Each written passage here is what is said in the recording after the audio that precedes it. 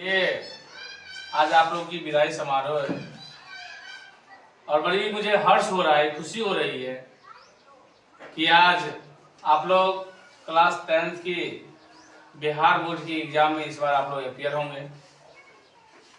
मैं ईश्वर से प्रार्थना करता हूँ कि हमारी आशीर्वाद आप लोग के साथ रहे, आपका एग्जाम बहुत बेहतर जाए।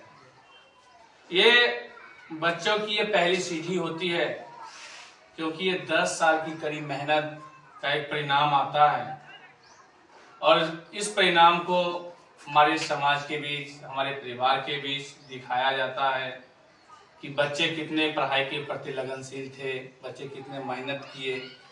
सत्यता इसी जगह से पता चलती है।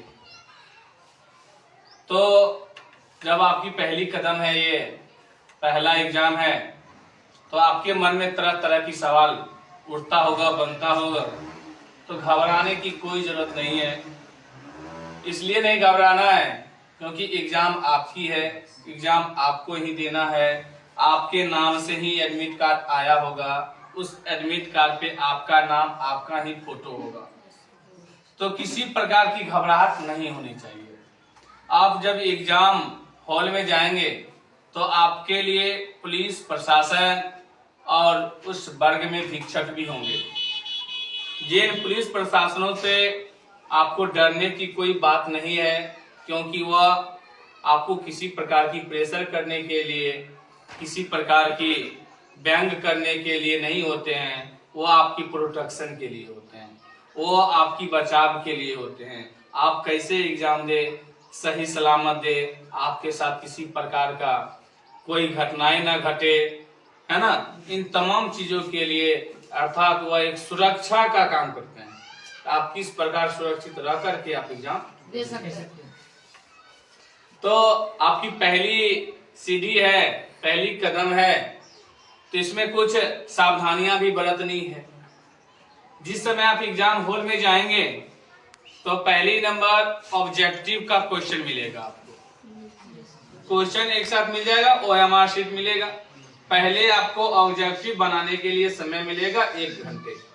जो 100 नंबर का एग्जाम होता है ना, उसमें 1 घंटे आपको एग्जाम मिलेगा। इसके लिए ऑब्जेक्टिव बनाने के लिए उसको बनाना है। अब क्या है कि किसी दूसरों बच्चों से ताक झांक नहीं करनी है। क्यों नहीं करना है सर? क्योंकि हो सकता है किसी का सेट ए में जो प्रश्न है, हो सकता है किसी का सेट बी होगा जिसका प्रश्न यदि सेट ए वाला यदि 5 नंबर में है, हो सकता है सेट बी वाला का प्रश्न 15 नंबर में भी होगा। तो सीधे भाई किसी से देख करके ये बातें नहीं लिखना है। हो सकता है आप गलत फहमी में आकर आप गलत रंग लेंगे और आपका मार्क्स कट जाएगा, आप पिछड़ जाएंगे।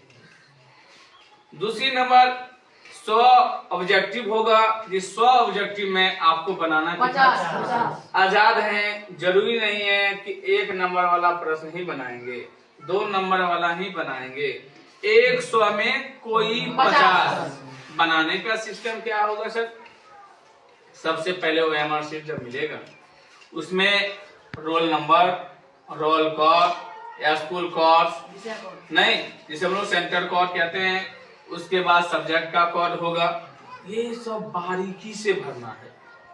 2 क्वेश्चन कम बनाना, 5 नंबर कम आए, लेकिन इसको बारीकी से भरना है। इसलिए बारीकी से भरना है क्योंकि एक गलती होने पर पुनः आपकी दूसरी बार OMR शीट नहीं मिलेगी। और गलती इतनी भयानक है इसमें सिस्टम कि एक बार किसी सर्किल को रख दिए तो उसको काट के दूसरा भी नहीं रख सकते। इसको बड़ी सावधानियां से क्या करना है, पहला काम नहीं होना चाहिए। समझ में आई? किसी दूसरों से ताक झांक नहीं करना है ना। जब ये सारी चीज हो जाए उसके बाद आपको सब्जेक्टिव देखना है। सब्जेक्टिव में भी जितना क्वेश्चन दिया होगा उसमें आधे बनाना। और ध्यान एक चीज जरूर रखना कि जिस क्वेश्चन का आप जवाब लिख रहे हैं, क्वेश्चन नंबर उतना दे के आंसर लिखना। जरूरी नहीं कि क्वेश्चन 1 से शुरू हो रही है 1 वाला ही बनाएंगे, ऐसी कोई बात नहीं। 5वां क्वेश्चन आ रहा है तो 5वें ही पहली बना सकते हैं। 6ठा आ रहा है तो 6ठा ही पहली बना सकते हैं। कहीं से कोई प्रश्न बीच में बना सकते हैं, बस कंडीशन ये है कि क्वेश्चन नंबर लिखना। कोई दिक्कत? सब्जेक्टिव में भी प्रश्न आपका कुछ और होगा जिस नंबर का होगा। यदि 2 नंबर में आपका जो प्रश्न पूछ रहा है, हो सकता है इसका वही प्रश्न 5 नंबर में होगा, तो वह भी सीधे आंसर उसे नहीं लिख देना है। समझ में आई? जब इतनी सारी चीज हो जाए तो इन तमाम चीजों के लिए आप कब बेहतर लिख पाएंगे, कर पाएंगे? तो धैर्य रखना होगा। किसी भी बुरी हालात में फंस जाए, कोई समस्या आ जाए, तो उतावला बस उनकी फैसला नहीं लेनी चाहिए। धैर्य सबसे बड़ी चीज है। कहा गया द पावर ऑफ पेशेंस। धैर्य ही एक महान शक्ति है और धैर्य को पाकर हम अपने लक्ष्य तक पहुंच सकते हैं। जरूरत किसकी है? धैर्य रखनी है। ये आप जो क्लास 10th में आए और 10th का एग्जाम के लिए इस बार अपियर हो रहे हैं, तो हमें भी खुशी हो रहा है, आपके गार्जियन को भी खुशी होता होगा कि आज हमारे बच्चे करीब 10 सालों से मेहनत किया और आज हमारे बच्चे अपने डिस्ट्रिक्ट में, अपने जिले में जाकर के 10वीं का बोर्ड का एग्जाम है कि नहीं? उस गार्जियनों के हौसला बुलंद होता होगा। हम पढ़ाने वाले एक शिक्षक हैं, हमारा भी एक हौसला बुलंद होता है कि हमने बच्चों को अपनी कड़ी मेहनत करके बच्चों की भविष्य बनाने का काम किया। कभी होता है, कहा गया 1 मिस्टेक गेम ओवर।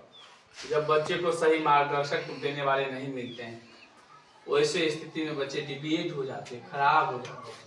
आप जानते हो, जब कभी एक इंजीनियर की किसी एक गलती के कारण कोई घर ध्वस्त हो जाता है, तो कितने मजदूर मारे जाते हैं, मर जाते हैं ना।